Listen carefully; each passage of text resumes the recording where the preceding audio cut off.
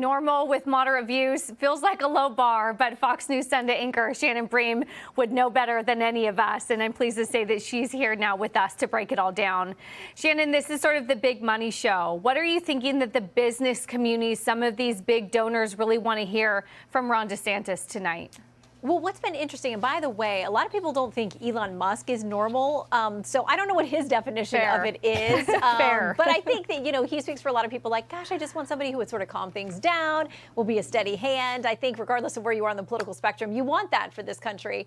What's interesting is that we have heard from different donors who don't want to get involved in certain things or do want to get involved. Think about Peter Thiel, obviously a mega GOP donor, and what we heard earlier this year, Reuters reporting that he didn't want to get involved in splashing out a lot of money in the 2024 field because he was worried about the focus on the cultural issues, abortion, transgenderism, these different debates.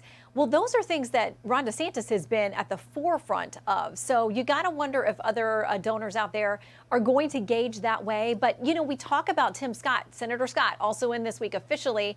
He comes in with a very strong start. I mean, $22 million in the bank. He's raised another $2 million since his announcement. He is a prolific fundraiser, and you're going to have that to stay alive as this field gets more crowded, frankly. Shannon, I want to bring up two elements before I ask you a question. The first is just to remind viewers where we stand right now. It's a Fox News poll among GOP primary voters and where the candidates stand, who the top are at the moment. Donald Trump's got 53%. Ron DeSantis has 21%. And then it goes down Pence, Haley, and Ramaswamy. But having said that, then you've got the former president's super PAC slamming the DeSantis announcement. I want you to listen to this. Governor DeSantis' campaign announcement proves the point that he is out of touch and owned by the corporate elitist donors. He is announcing on Twitter. So, Shannon, what I'm seeing there between the messaging coming from the Trump campaign and also the numbers is that he's going after DeSantis because that's his biggest competition right now. Mm-hmm.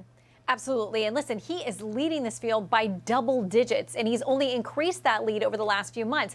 He said when he was, facing pre-indictment, if I get indicted, it's going to help me. And he was right about that. I think people feel like if he's able to use the story, which has always been that the Russia hoax and I'm being, persecuted politically, it works for him. It works campaigning. It works in fundraising. It's been a boon to him.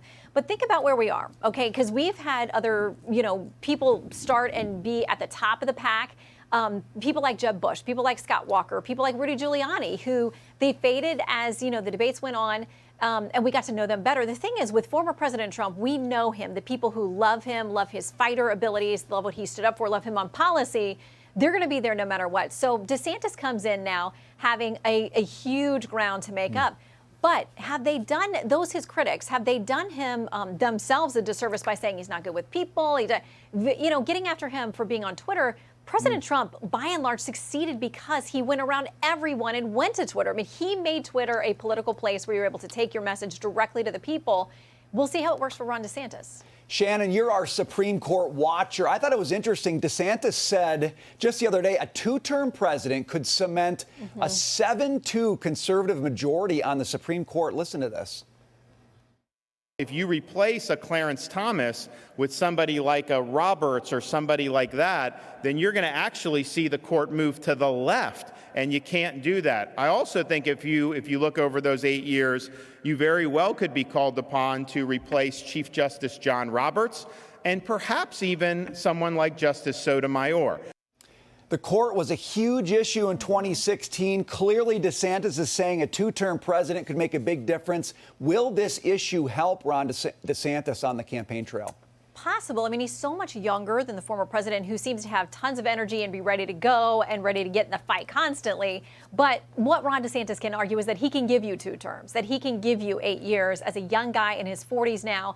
The former president's going to argue is like it's not his term. But the Supreme Court is always something that people want to hear about. It's in the mix, especially in wake of overturning Roe v. Wade. I think it will be a very big political issue, a big campaign issue. Remember how President Trump put out multiple lists of people that he said, I'm going to choose from this list so you know what I'm doing with my nominations. It'll be interesting to see if other GOP folks fighting for that nomination do the same thing. Well, Shannon, we'll be waiting and watching along with you. Really appreciate you joining us here today. Thank you so much. And do not miss Fox News Sunday. It happens every Sunday on Fox News at 2 p.m. Eastern.